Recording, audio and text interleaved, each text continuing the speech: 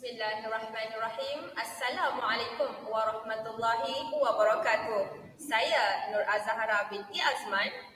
Saya Muhammad Zulhilmi bin Suhairi. Saya Anis Najwa binti Azman.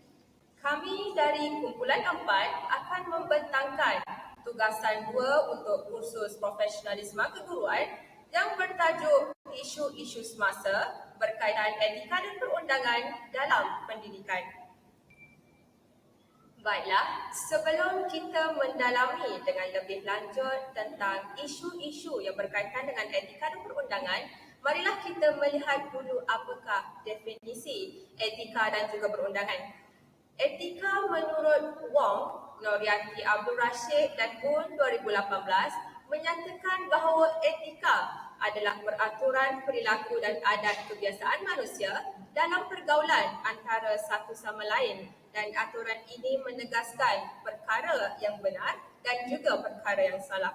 Manakala perundangan pula ialah undang-undang bertulis yang telah digubal oleh penggubalan undang-undang yang lain, dan antara dokumen undang-undang pendidikan di Malaysia ialah Perlembagaan Persekutuan, Surat Perkeliling Ikhtisas yang berkaitan iaitu SPI, Pemberitahuan Undang-Undang Am, PUA, Akta-Akta Pendidikan 1996 dan lain-lain akta. Dan untuk pembentangan kali ini, kami membawakan 3 isu utama yang berkaitan dengan etika dan juga perundangan dalam pendidikan di Malaysia. Antaranya ialah isu yang pertama, guru datang lewat bekerja tanpa sebab munasabah. Isu kedua, gangguan seksual, dan isu yang ketiga, guru merotan murid perempuan. Baiklah, kita teruskan kepada isu yang pertama. Guru datang lewat bekerja tanpa sebab yang munasabah. Berikut merupakan sinopsis kes yang berkaitan dengan isu yang pertama. Encik Ahmad, itu bukan nama sebenar, adalah pegawai Perkhidmatan Pendidikan Siswazah grade GG41 yang bertugas di Sekolah Menengah SRS Daerah G Negeri S telah didapati sering datang lewat tanpa sebarang sebab yang munasabah, dan pihak sekolah juga telah menghantar beberapa surat peringatan ataupun surat amaran kepada pegawai tersebut, namun kelakuan pegawai itu masih saja sama, dan pegawai tersebut juga enggan hadir ke kelas pada waktu mengajar yang ditetapkan di dalam jadual mengajar. Dalam masa yang sama juga, pegawai tersebut telah dilantik sebagai pengawas peperiksaan STPM, tetapi pegawai tersebut enggan menjalankan tugas tersebut. Rentetan daripada kes tersebut, Pengerusi Lembaga Tata Tertib Kumpulan Pengurusan Kurungan 2, pihak berkuasa tata tertib yang mempunyai kuasa mengenakan hukuman selain buang kerja. Berikutan daripada kes tersebut, Pengerusi Lembaga Tata Tertib Kumpulan Pengurusan Kurungan 2, pihak berkuasa tata tertib yang mempunyai kuasa mengenakan hukuman selain buang kerja atau turun pangkat setelah menimbangkan pelanggaran tata tertib yang telah dilakukan oleh pegawai tersebut dan memutuskan bahawa pelanggaran tata tertib tersebut adalah dari jenis yang patut dikenakan hukuman dengan tujuan buang kerja atau turun pangkat di bawah Peraturan 37 Peraturan Pegawai Awam Kelakuan dan Tata Tertib 1993, dan oleh yang demikian kes pegawai ini telah pun dikemukakan kepada Suruhanjaya Perkhidmatan Pelajaran selaku pihak berkuasa tata tertib yang berkenaan untuk tindakan selanjutnya. Rentetan daripada kes berkenaan, pegawai tersebut telah pun menghadapi 2 pertuduhan.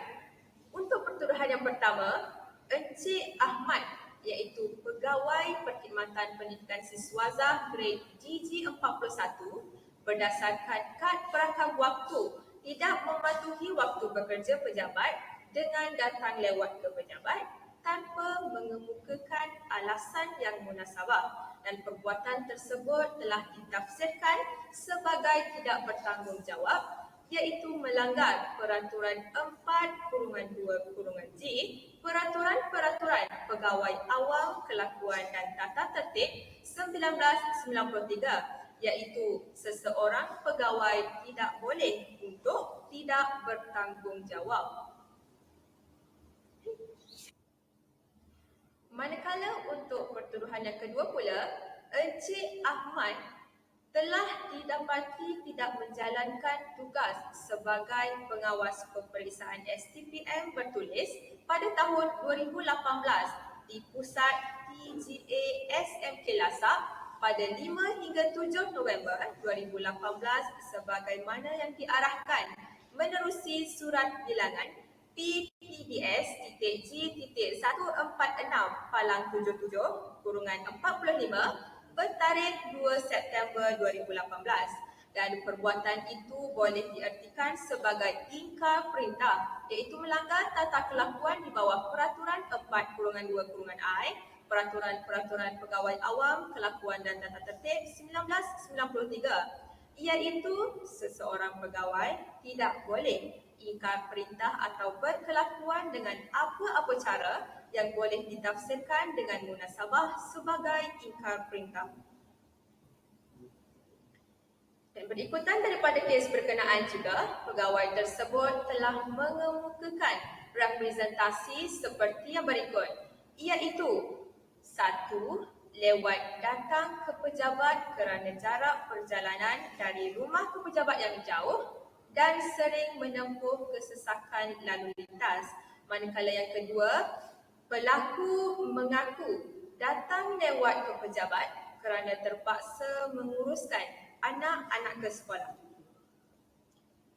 Keputusan Lembaga Tata Tertib bagi pertuduhan yang pertama, pegawai didapati bersalah terhadap pertuduhan dan dikenakan hukuman denda sebanyak 7 hari, emolumen mengikut Peraturan 38-B, Peraturan Pegawai Awam Kelakuan dan Tata Tertib 1993. Manakala untuk pertuduhan yang kedua pula, pegawai didapati bersalah terhadap pertuduhan dan dikenakan hukuman turun gaji sebanyak 3 pergerakan bagi tempoh 36 bulan mengikut Peraturan 38-I, Peraturan Pegawai Awam Kelakuan dan Tata Tertib 1993.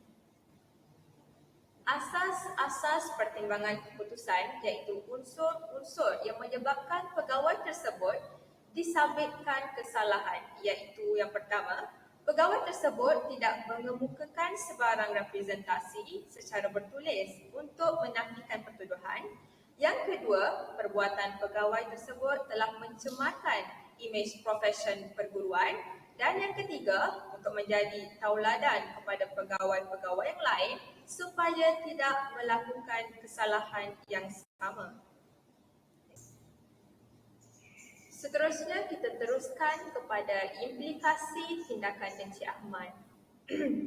Seperti yang kita tahu di Malaysia, Tata Susila Kod Etika Profesion Keguruan yang digariskan oleh Kementerian Pendidikan sangat jelas merupakan landasan dan garis panduan untuk setiap guru menjaga imej profesion dan keguruan.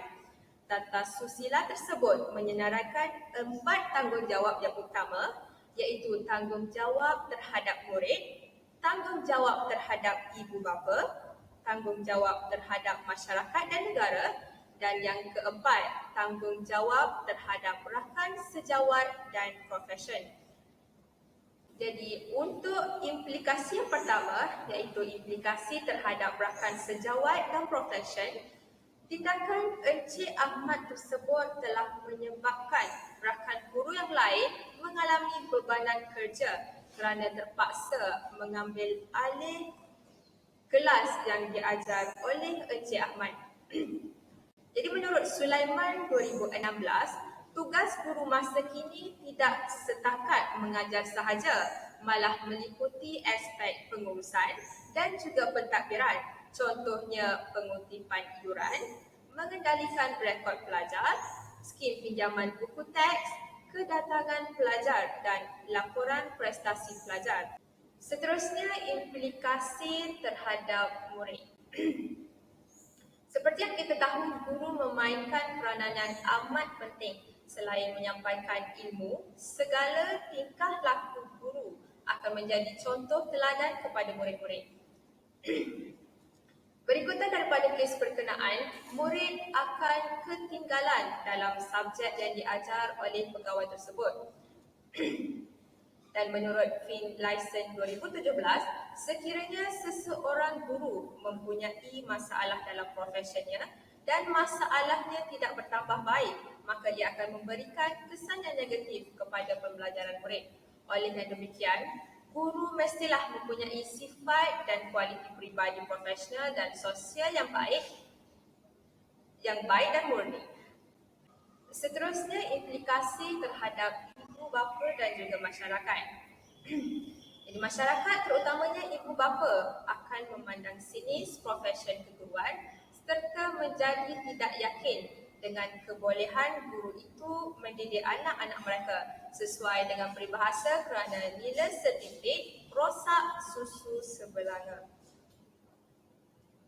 Baiklah, antara cadangan dan solusi yang saya boleh simpulkan daripada kes yang berkenaan adalah yang pertama, guru tersebut dan guru-guru yang lain hendaklah mengkaji ataupun meneliti setiap akta dan perundangan dalam bidang pendidikan, terutamanya yang melibatkan kod etika dan juga tata tertib dalam bidang pendidikan untuk dijadikan panduan dan juga sempadan supaya perkara-perkara yang tidak elok dan negatif tidak akan diulangi oleh guru yang lain. Manakala yang kedua, guru dicadangkan untuk menyertai seminar pendidikan dan menghadiri kursus dalam perkhidmatan untuk meningkatkan prestasi. Jadi jika kita lihat daripada kes yang berkenaan, Encik Ahmad ataupun pesalah tersebut telah mencampur adukkan hal peribadi kepada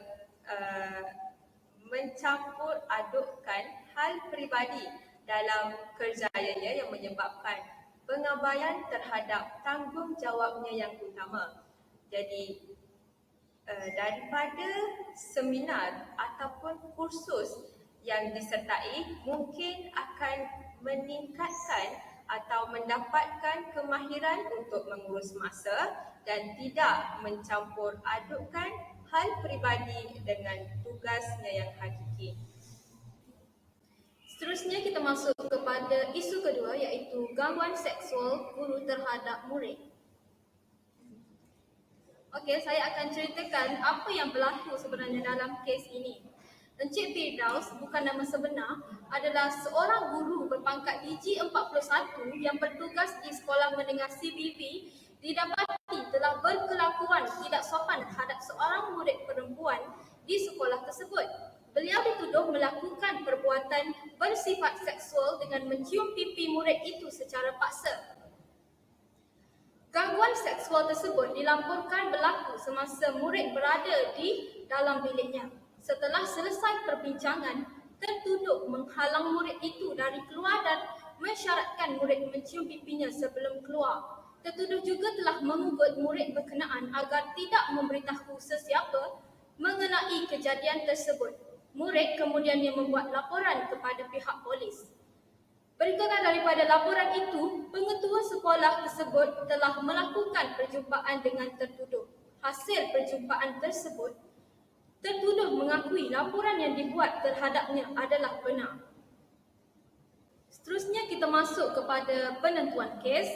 Pengerusi Lembaga Tata Tertib Kumpulan Pengurusan Kurungan 2 iaitu pihak berkuasa tata tertib yang mempunyai kuasa mengenakan hukuman selain buang kerja atau turun pangkat setelah menimbangkan pelanggaran tata tertib yang dilakukan oleh tertuduh dan memutuskan bahawa pelanggaran tersebut adalah dari jenis yang patut dikenakan hukuman dengan tujuan buang kerja atau turun pangkat di bawah Peraturan 37, Peraturan Pegawai Awam, Kelakuan dan Tata Tertib 1993. Berikut adalah pertuduhan terhadap kes Encik Firdaus.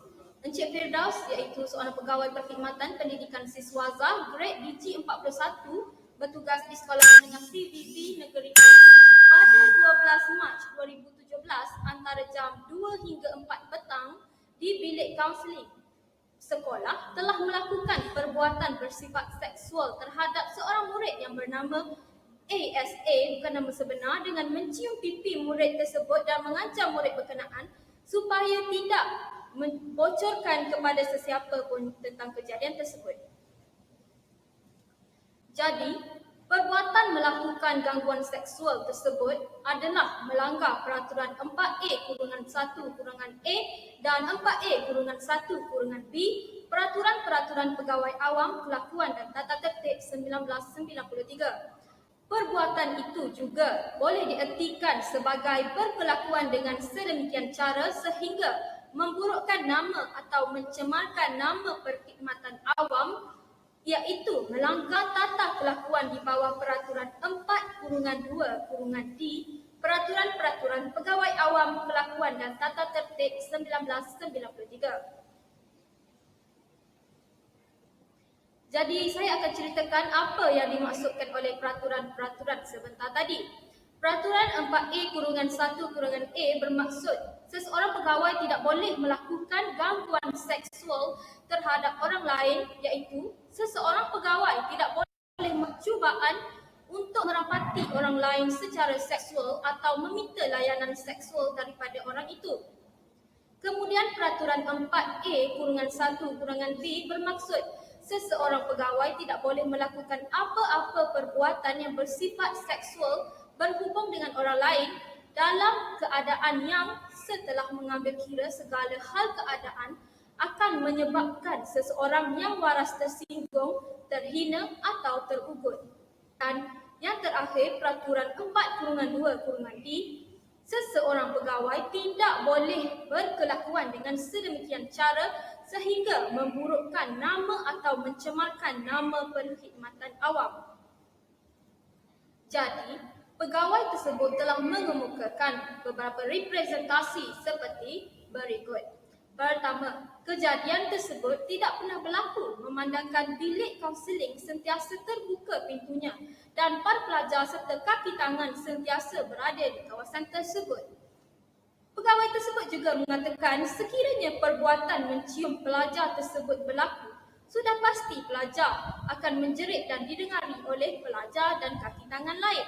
Dan pegawai menganggap pelajar berkenaan sebagai anak angkatnya dan pegawai menghidap darah tinggi dan gaul.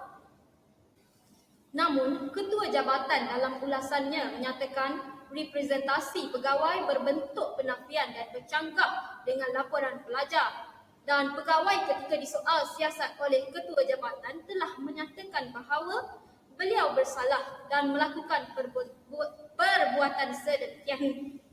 Okey, ketiga, ketua jabatan mengusulkan agar hukuman yang dikenakan terhadap pegawai tidak sehingga menggelapkan masa depan pegawai memandangkan pegawai telah berkhidmat selama 26 tahun.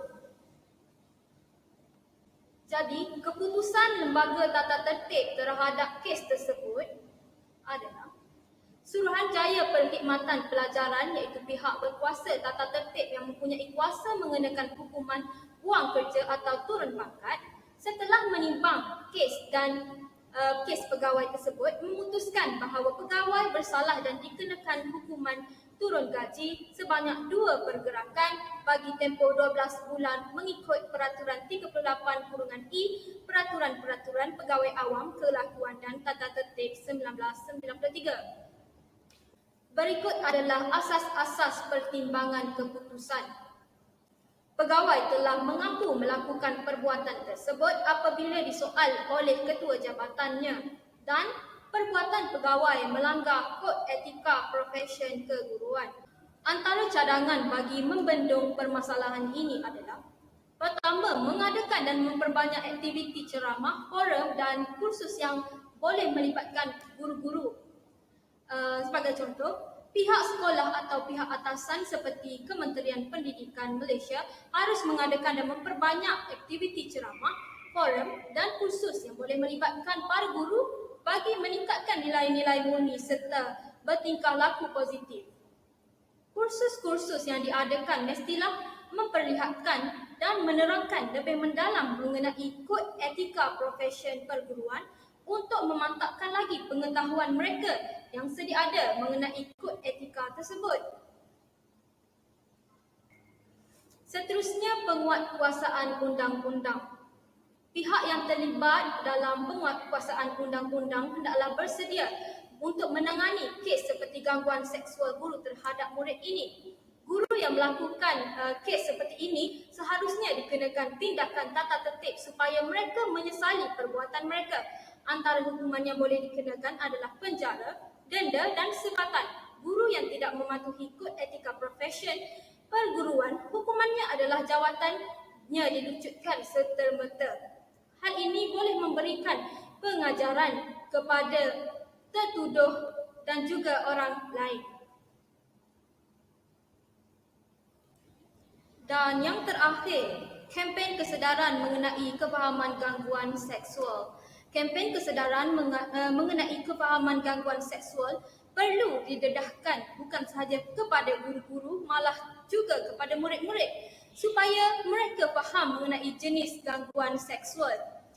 Dan perkara ini membuatkan mereka lebih faham dan mengetahui secara cepat sekiranya kelakuan gangguan seksual telah berlaku pada diri mereka.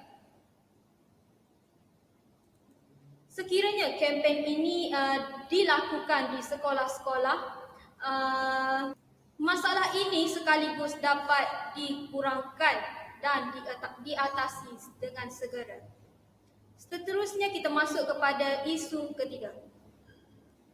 Okey, seterusnya kita akan masuk pula kepada isu yang ketiga, iaitu guru merotan murid perempuan. Okey, jika kita lihat pada skrin, itu merupakan keratan akhbar daripada Metro dan juga surat kenyataan media yang mana isu ini telah tular disebabkan oleh ibu mangsa telah memviralkan perkara ini di media sosial.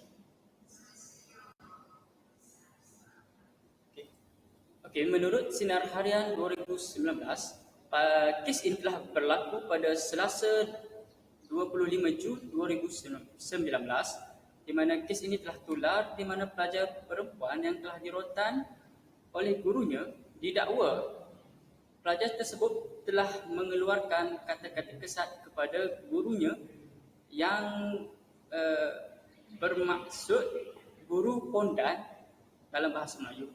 Kata-kata tersebut telah dikeluarkan dalam bahasa Cina.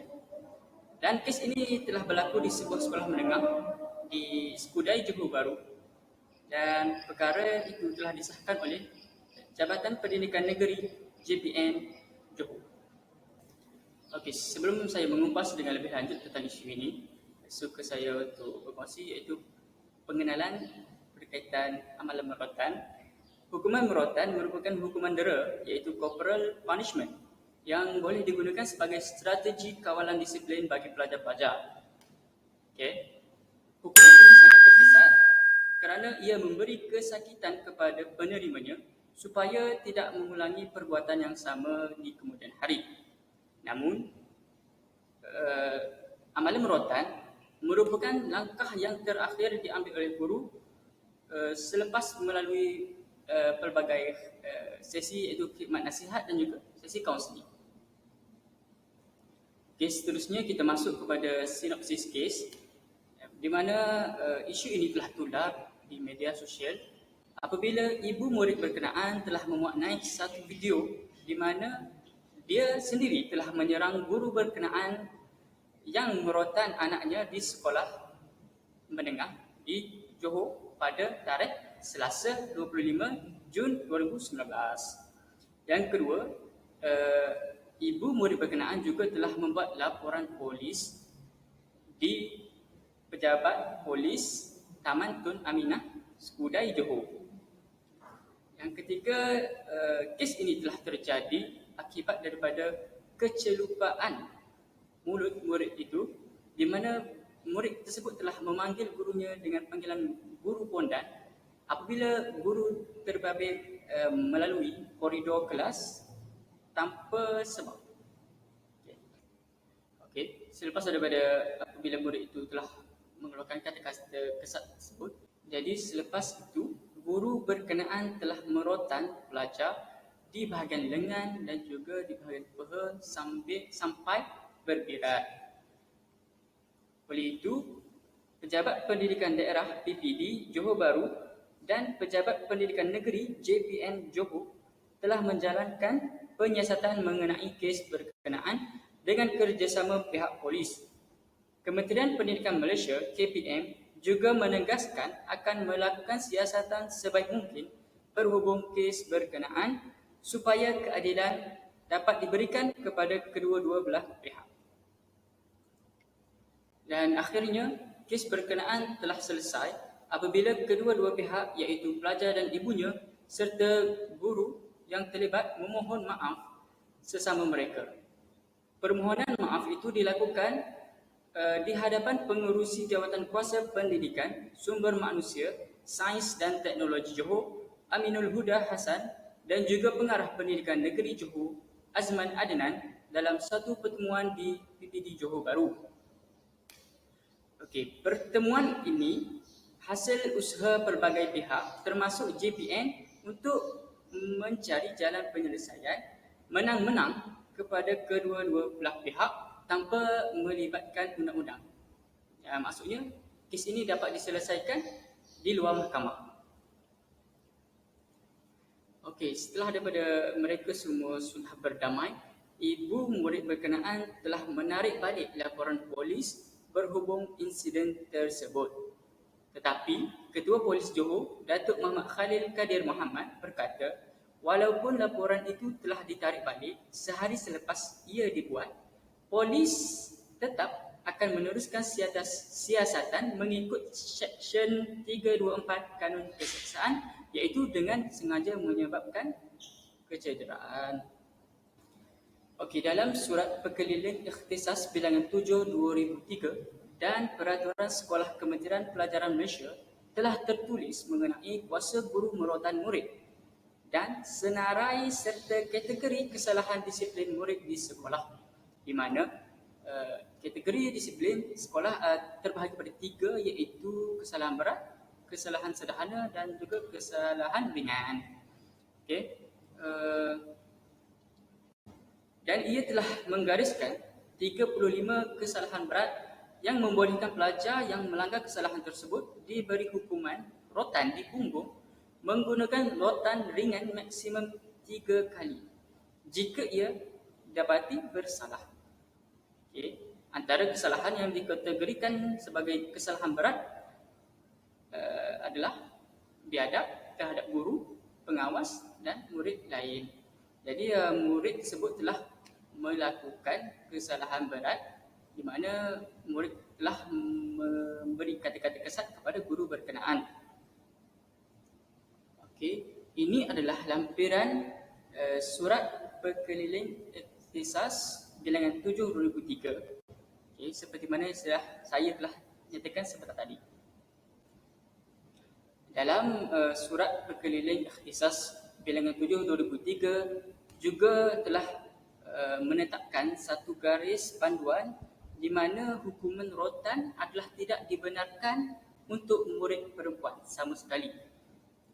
Dan hukuman rotan kepada murid lelaki telah dihadkan kepada merotan di bahagian tapak tangan dan di punggung mesti berlapik dan ini adalah di bawah kuasa guru besar. Jadi jelaslah bahawa guru sama sekali tidak boleh merotan pelajar perempuan, lebih-lebih lagi pada bahagian-bahagian badan tertentu. Dengan adanya penentuan dan had hukuman disiplin itu, maka pihak sekolah tidak boleh menjatuhkan hukuman melebihi daripada apa yang telah diperuntukkan. Ini bermakna guru dan pihak sekolah tahu had mereka.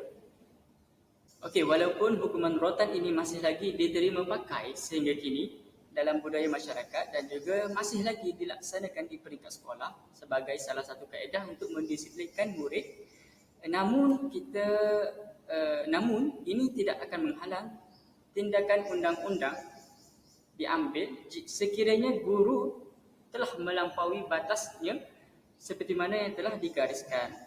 Di mana jika ia disabit kesalahan, guru berkenaan boleh didakwa mengikut Seksyen 31/1/A Akta Kanak-Kanak 2001 yang memperuntukkan hukuman denda tidak melebihi RM20,000 atau penjara maksimum 10 tahun atau kedua-duanya sekali.